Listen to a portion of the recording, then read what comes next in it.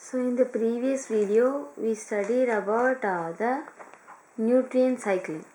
So in this video we are going to deal with the carbon cycle of the ecosystem.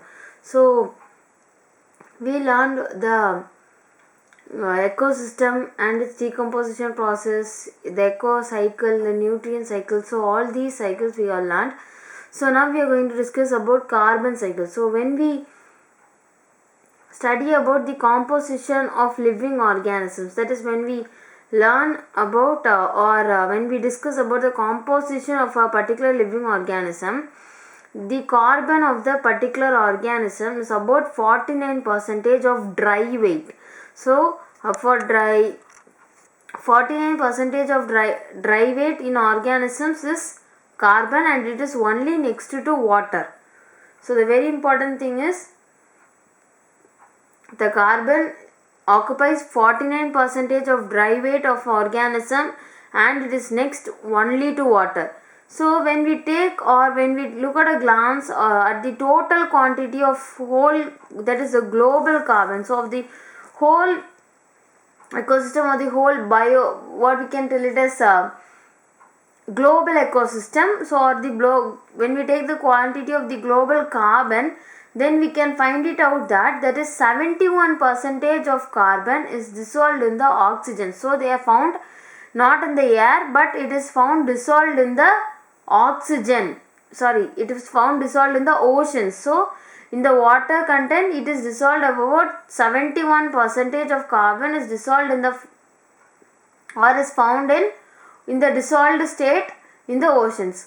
So this oceanic reservoir regulates the amount of, so from this when we come to know that there is 71% of carbon found in the oceans, then we can understand that this oceanic reservoir regulates the amount of CO2 in the atmosphere. So the amount of CO2 in the atmosphere is regulated by this oceanic reservoir.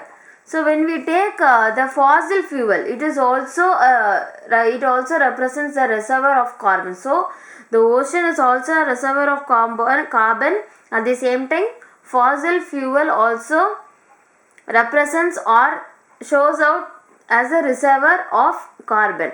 So when we take when we look at the cycling, there is a carbon cycling. Their cycle occurs through the atmosphere, ocean, and then it goes through living and dead organisms. So this carbon cycling occurs through the atmosphere, it occurs through the ocean, living organisms, and also dead organisms. So it is also estimated that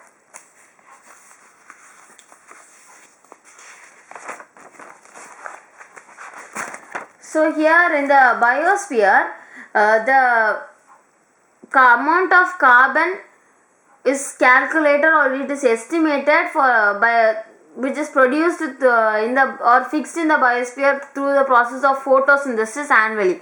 So the amount is 4 into 10 power minus 13 kg of carbon is fixed in the biosphere through the process of photosynthesis. So here they have estimated out for an annual. For annually it is estimated about 4 to 10 power minus 13 kg of carbon. But here the considerable amount of carbon returns to the atmosphere in the form of CO2 through the respiratory activities of producers and consumers. So by the respiratory activities of producers and consumers, the amount of carbon is returned back to the atmosphere. So in the biosphere, about 4 to 10 power 13 kg of carbon is present, but certain or a limited amount, so the considerable amount of carbon is coming back to the atmosphere in the form of CO2. So the carbon comes as CO2, that is carbon dioxide, by the respiratory activities of the producers or consumers. So by the respiration activities, the CO2 is returning back to the atmosphere. So the CO2, that is the decomposers, also contribute to the CO2 pool. that is their processing of waste materials and dead organic matter. So by in the lands and oceans there will be some waste materials and dead organic materials getting processed. So these decomposers contribute to the CO2 pool by this process, by their processing of waste materials and the dead organic matter.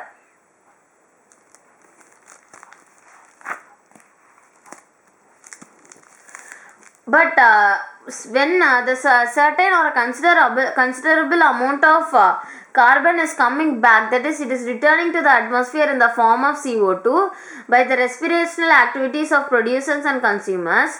Here the and some other amount of this fixed carbon, so some more amount is lost to sediments and it is removed in the circulation process. So from the circulation it is removed and it is lost to sediments. So in the sediments it is completely lost and they are removed from circulation. That is there are also many other sources in to release the CO2. So to release carbon dioxide into the atmosphere there are also several other processes.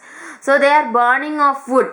So when we burn wood, the fire, so through the process by the fire many gases release out, but CO2 is also released by this burning and the combustion of organic matter. So we have already dealt that the decomposers contribute by the processing of waste material and dead organic matter. So this combustion of organic matter is also of that kind, and this combustion of organic matter is an additional source for releasing CO2 into the atmosphere. And the very common two things are the fossil fuel and volcanic activity. So when we burn fossil fuel or when a volcanic eruption occurs, then there will be a lot of release in the CO2 in the atmosphere. We know that the burning of wood causes release of CO2. So automatically we can understand that the forest fire will also cause or will also act as a source in releasing CO2 into the atmosphere. That is, if the wood burns in a forest, then the forest has trees and lot of woods, and so this forest fire also causes an enormous amount of release of CO2 into the atmosphere. So there are three causes to release CO2 into the atmosphere, but in the biosphere there is about 4 into 10 power 13 kg of carbon that is fixed in the biosphere by the process of photosynthesis.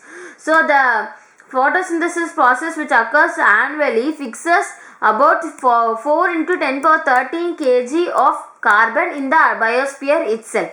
But the considerable amount, so the first returning back of carbon, that is in the form of CO2, is by the respiratory activities of the consumers and producers. By the respiratory activities of the consumers and producers, the certain amount or a limited amount of carbon is coming back, or it is returning back into the atmosphere. And the second thing is the decomposers. So for the CO2 pool, this decomposers also contribute by the processing of, so we know what all are the decomposers do. They process the waste materials and the dead organic matters which are on the land or ocean. So it may be of water body or land. So the decomposers helps in such a way, that is by the processing of water waste materials and dead organic material in the land or water. So at the same time, the next thing is, here the fixed carbon is lost into sediments and they are removed from the circulation. So here that takes place. So we already learned that the return of CO2, that is the return of carbon into the atmosphere by the respiratory process of producers and consumers. At the same time, the decomposers involvement in the or their own contribution in the CO2 pool, and what are the some amount of fixed carbons are lost to sediments and they are removed from circulation. At the same time, there are the other sources for releasing additional CO2 are burning of wood, combustion of organic matter, forest fire, fossil fuel and volcanic activity. So now it is the final stage. So here the human activity. So we know what all other human activities are. That is the rapid deforestation, that is the cutting down trees in a faster rate. Then the transport. So transport in sense all the vehicles which emit smoke, and the massive burning of fossil fuel. When the fossil fuel burns in a large amount, so these activities of human influence this carbon cycle. So by these human activities, how the carbon cycle is getting influenced? Because it increases the release of carbon dioxide into the waters, into the atmosphere. So this release of carbon dioxide into the atmosphere leads to the effect called as greenhouse effect. So this greenhouse effect is clearly explained in the chapter 16. You can check it in my videos. It has been already done. So in the next video we will deal with the ecosystem, which in the phosphorus cycle of the ecosystem. Thank you.